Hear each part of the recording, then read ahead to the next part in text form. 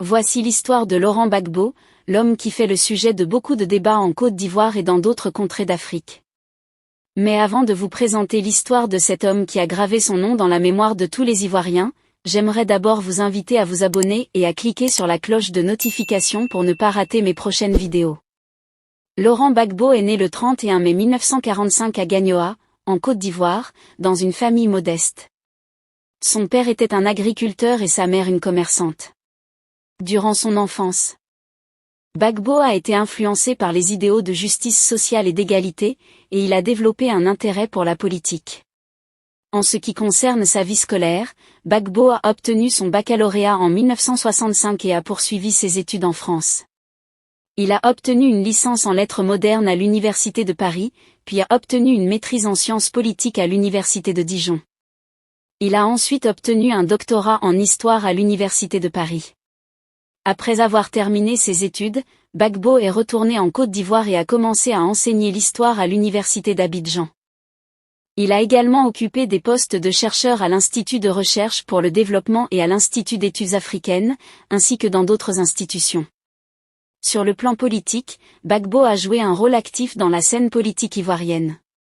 Il a été un membre fondateur du Front populaire ivoirien, FPI, en 1982, un parti politique qui prône des valeurs socialistes et nationalistes. En 1990, Gbagbo a été l'un des leaders du mouvement de protestation contre le régime autoritaire du président Houphouët-Boigny et a été emprisonné pendant plusieurs mois pour son activisme politique. En 2000, après la mort du président Houphouët-Boigny, Gbagbo s'est présenté à l'élection présidentielle et a été élu président de la Côte d'Ivoire. Son mandat a été marqué par des divisions politiques et des conflits ethniques, notamment la guerre civile de 2002. Gbagbo est marié à Simone Eve Gbagbo et ils ont 2 enfants ensemble. Simone Gbagbo a également joué un rôle politique important en tant que première dame de la Côte d'Ivoire. En ce qui concerne sa fortune, il y a eu des allégations selon lesquelles Gbagbo aurait accumulé une fortune personnelle pendant son mandat. Cependant, ces allégations n'ont pas été prouvées et Gbagbo a toujours nié toute implication dans des activités de corruption. La vie de Laurent Gbagbo a été marquée par des événements tragiques.